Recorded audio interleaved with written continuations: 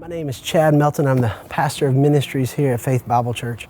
And over the past several weeks, my family and I have found ourselves in the same situation that most of the world is in. We don't have anywhere to go. There's nowhere we have to be in the evenings. Typically, in the mornings, we're rushing around trying to get kids ready for school and off to work. And now we find our mornings just a little bit more easygoing because we're not stressing out about being somewhere. In the evenings, we're not worried about when to fix dinner because we don't have anywhere to be. We don't have baseball practice or games to run off to or other things that we just have to be at. We have found ourselves in a situation that we haven't ever been before.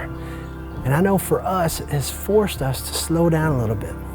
We're taking a lot more bike rides together, playing a lot more games as a family, and taking a lot more walks just out in nature than we did in the previous few months.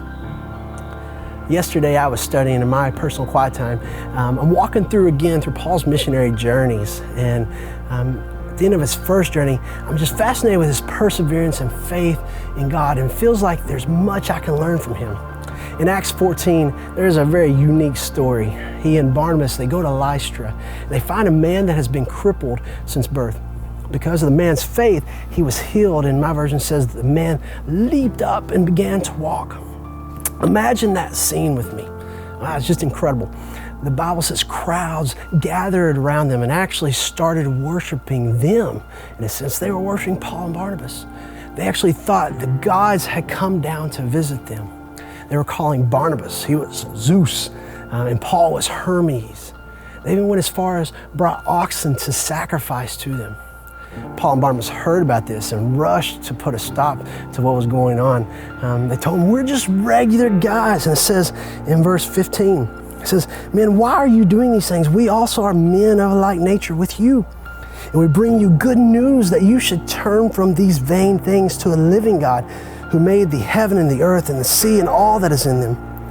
In past generations, he allowed all the nations to walk in their own ways. Yet he did not leave himself without a witness. For he did good by giving you rains from heaven and fruitful seasons."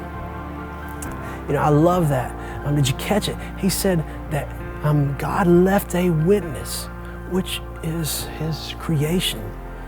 Just look around. You can see the incredible work.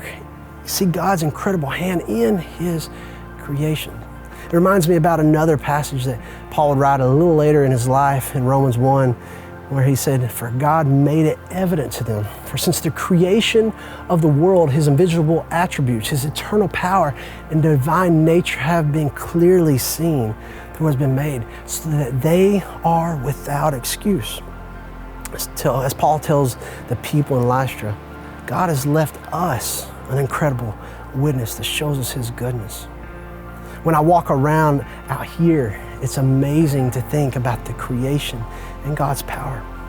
I remember one time when the disciples were in a boat with Jesus and they thought they were about to die. Jesus calmed the storm and they said, "Who is this man that even the wind and the waves obey him?" During this time of quarantine, we definitely want you to take care of yourself. Obey the suggestions of our leadership in our city, our state, and our country by social distancing and doing your part to help defeat this virus. But if you do find yourself out on a walk, on a bike ride, take a look around and see the power of God at work. Even the wind that is blowing through the trees obey the voice of God. The trees, the rain, even the rocks will cry out if God so desires. As you find yourself with a little more time at home in the evenings, I hope you ask yourself, what is God teaching you? Take some time and look around nature. The God that created all of that loves you, and he is still in control, and he loves you. I pray that you draw near to Jesus today.